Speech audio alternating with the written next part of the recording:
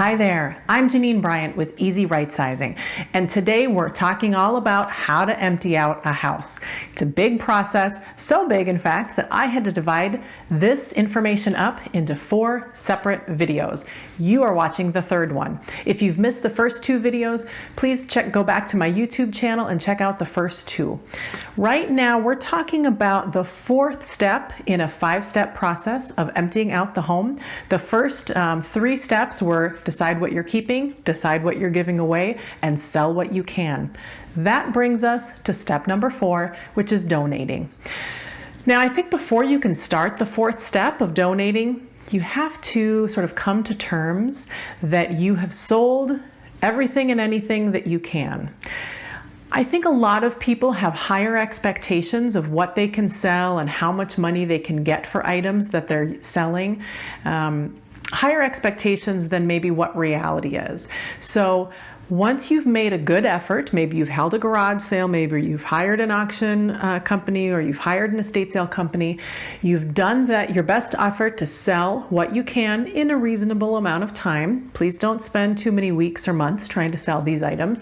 But after you've made that first good faith effort to sell things, now it's time to start looking around your local area for charities that could use the items that are left. All right. And you probably, depending on where you live, you probably have a lot of different options for places to donate things. Some charities will come and pick up those donation items, and other charities require you to deliver the donation items to them.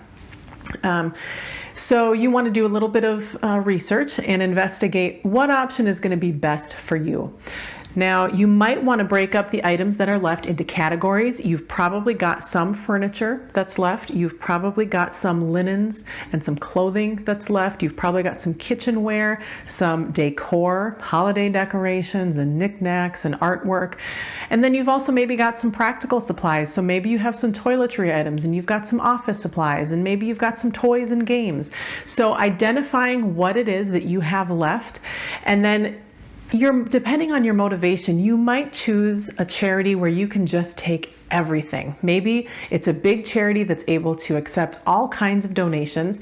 And if that's going to make it easiest and quickest for you, then go ahead and do that. If you would rather sort of piecemeal out your charity donations and take things to very specific locations, that's a great method of doing it. But I do want to caution you, that's going to take a little bit longer. So if you've got the time to do that, great, go ahead and do that. But if you are on a tight time frame, maybe you need to sell the house quickly, or the house is already sold and you need to close with the new buyers in a few days or a week, then you probably don't have time to piecemeal out the donations, and you just need to take it all to one spot. So you can do it yourself when it comes to charity donations, or you might be able to hire it out. There are lots of clear out companies throughout the country. Companies like 1-800-GOT-JUNK, okay, that's just one national chain example, but there's lots of local people who do it as well. And they will often come to your home for a fee. They'll box up whatever is left and they will haul it out the door for you. Some of them might take it to a charity of your choice and get you a receipt, or some of them might be working with a specific charity and take it directly to that charity and get you a receipt. That's important. Make sure that you get a receipt for whatever is donated. That's the only way to determine for sure that the items are actually being donated, and that they're not being given away for free to someone, or someone's not trying to resell them or whatever.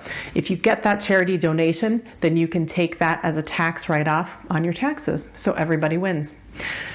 So I hope that information is helpful to you when you are thinking about making that 4th layer of donation when you're cleaning out a house. Remember, we've already kept the best stuff, we've sold what we can, and now we're donating the rest of what is useful.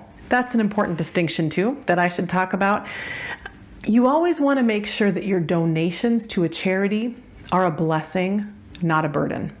So what does that mean? I mean to make sure that the items you're donating to a charity are useful, are somewhat in demand, and that someone else will be happy to receive. Don't donate items that are stained, that are broken, that are ripped, that are stinky. Those items can lots of times be taken to the recycler or to the trash. A lot of these charities, quite frankly, are operating on shoestring budgets, and the last thing they need is all of your trash to deal with. Okay, that just gives them one more task on their to-do list. So sort through the items that are left in the home and donate only what you would feel good about donating, all right? And then the rest of the stuff will end up in trash and recycling, which we will talk about in the next video. So thanks for watching. Check out the other videos in this series. And as always, for more right-sizing tips, go to my website at easyrightsizing.com.